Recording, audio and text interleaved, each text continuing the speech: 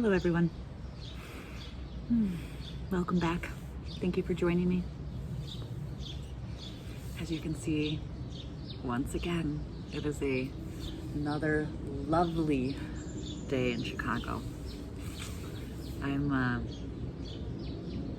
This is the first day since we got back from our trip to Jacksonville that I have no appointments, no responsibilities, no errands, no nothing.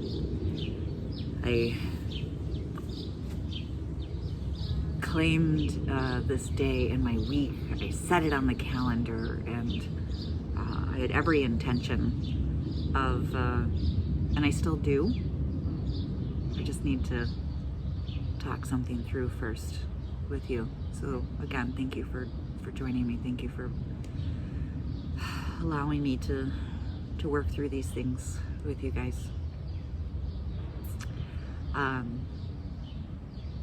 Today is a day where I am just going to go out on my bicycle with my dog and our backpack, and we have such an amazing connected 15 miles of park systems along our lakefront here in Chicago.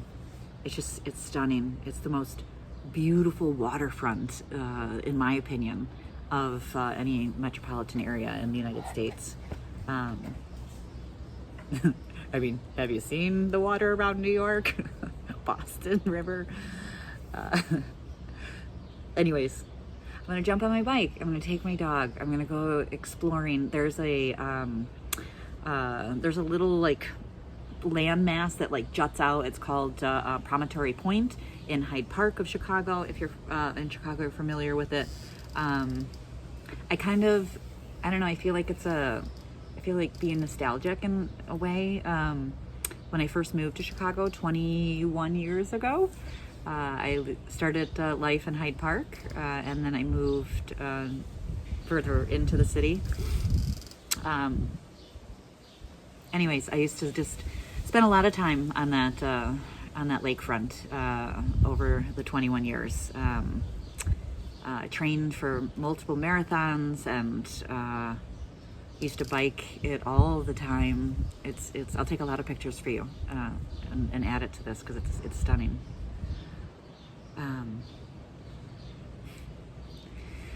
But I got sidetracked this morning with some conversations with my medical team, and it's just I've been thinking a lot this week about choices. I've been marveling at the fact that I have choices again, right? You know, a lot of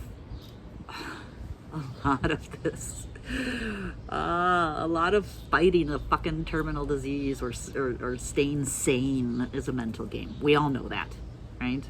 I mean, you're literally told that you have this very dangerous, explosive thing existing inside of you, and we're not quite sure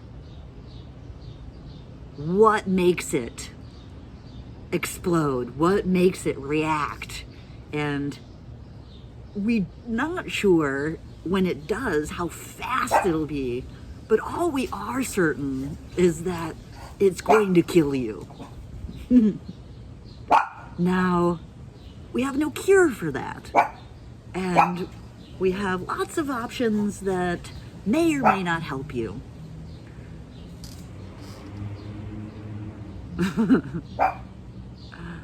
So let's start the game. I mean, fuck, man. This shit's hard. And it, in my opinion, the only thing that we have really at the end of the day is the choices of how you deal with that, right? And, you know, I always say, I'm constantly saying, I used to say this to all of my mentees. I would say this in my training programs. I say this to my nephew to the point where he probably wants to smother me in my sleep. But I always say, it's all about your approach. You can do anything in this world as long as you figure out what approach works, right? I mean, in my career, always, I was the one that you went. I was in hospitality. If you had that most obnoxious guest that was just cruel or a Karen or obnoxious or whatever it was, everyone always came to get me. Everyone always came to get me. I didn't mind dealing with them. You just had to figure out the approach. What was it? Where was the key, right? It took me a long time to learn that, especially as we've discussed. I came out of a childhood very angry. I was so hurt, and I was running off of hurt, and I just winged everything, and I started to figure out, like, okay, the choices are up here, right? The choices are of it's all about your approach. When I have things in my mind that start getting me squirrely and or I react a certain way, I'm always questioning myself. Who's talking? Who's talking? Who is that? Because I want to make my own decisions. I want to make sure that I'm approaching life with myself, right? Not the baggage that was given to me by the adults in my life. Not the shame, the baggage that I carry from the decisions I made as I was entering into life, right? So it's all about your approach. And if you can figure that out in your mind, right? You choose how you approach everything. With anger, with fear, with joy, whatever. When I was diagnosed, as we've discussed, the first 3 days I don't really remember, but I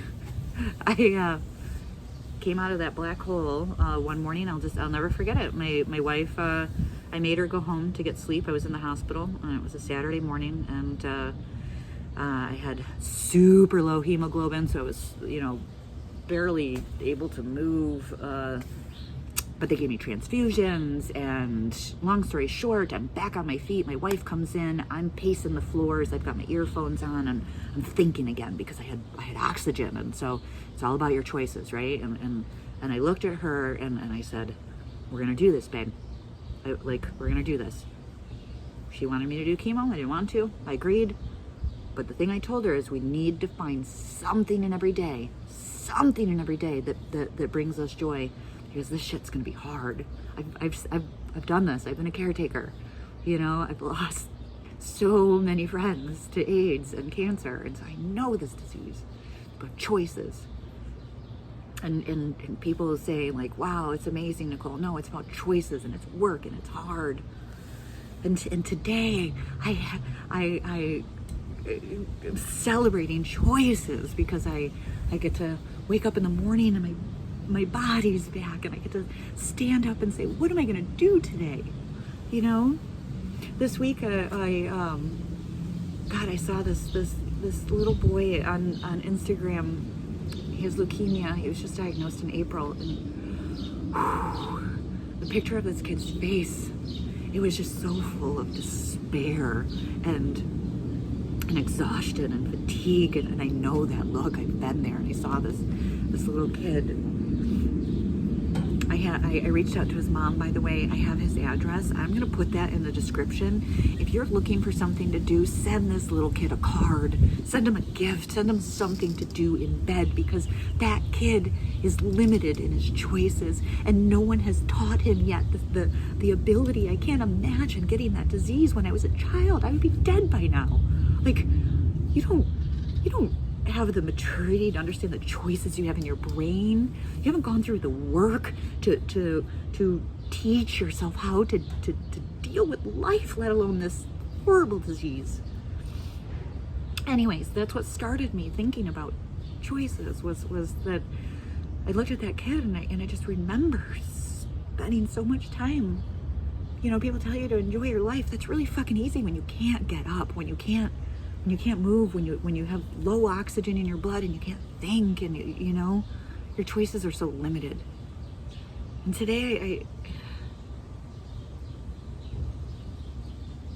I'm finding that the one area in my life that I'm limited and I don't fucking understand it, and we've had this conversation before, is the world of oncology. You guys, my neighbor just came home, so you're just gonna have to deal with that for a sec. She just loves saying hi to everyone. Anyways, the world of oncology. I understand there is no cure. I understand you don't want to give me false hope. I understand that you deal with this disease every day, in and out. And so you do know it. But do you know it with hope? Because I don't think so.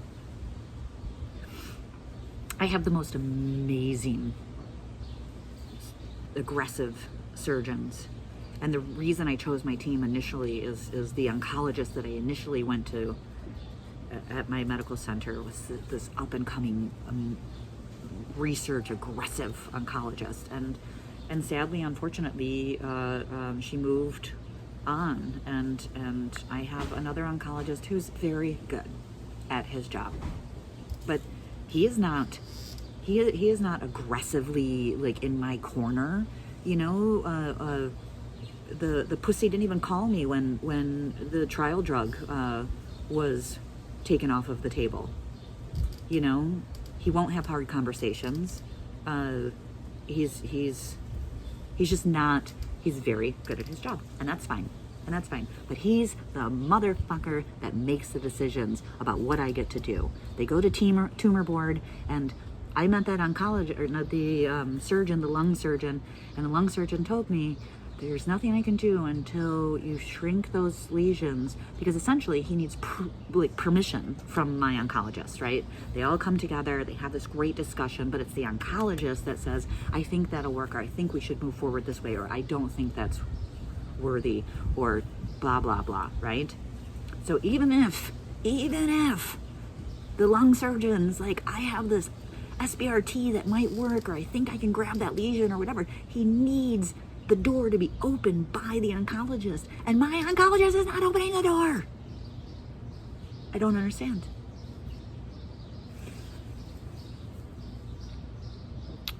I'm on full fury right now. It's a line of chemo, and it's fine, but it's not working.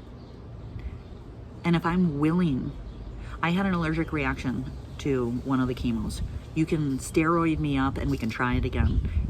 It might not work. I might have the same allergic reaction. Do you not think that I'm scared to death to try? That was the most scary experience I've ever had. Anaphylactic, not able to breathe, watching behind these eyes, thinking like, holy shit, this is it.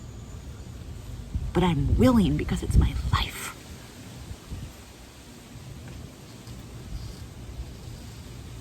When you're willing and you're not allowed to make those choices, I just don't understand.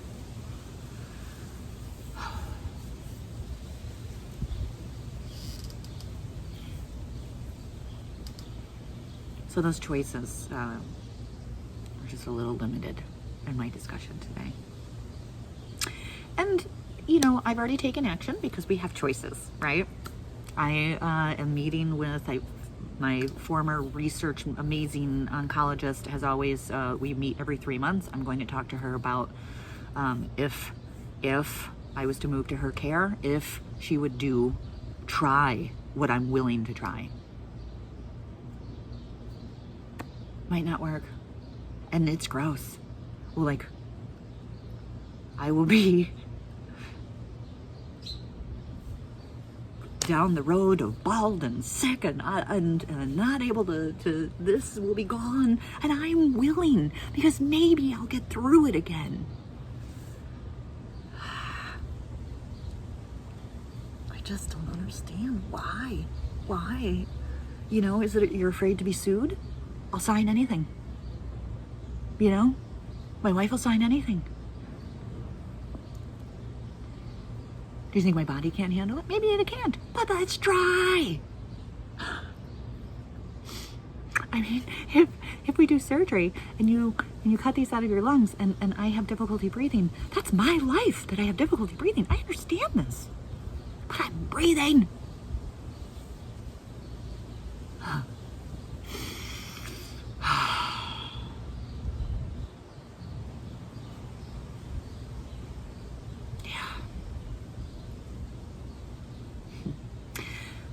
So I'm making the choice to not sit in it because this is my cancer time. I made the choice to allow myself, I scheduled my cancer time for this morning, and now after this, cancer needs to take a step back, and I'm going to choose to get on my bike, go out to the lakefront, be around a world of people that are enjoying the advocacy of their body, and this I'm gonna go explore and take a stroll down memory lane, and there's a gelato place that I want to check out, and there is a vegan there's a place in Hyde Park, it's called I Can't Believe It's Not Meat. I'm gonna ride my bike there, I'm gonna grab a sandwich, ride my bike to the gelato place, and come home. I'm going to take advantage of some of the choices that I have in my life.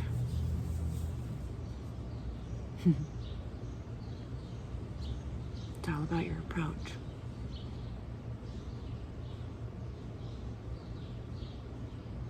I can't believe I can't find the key to talk my fucking oncologist into...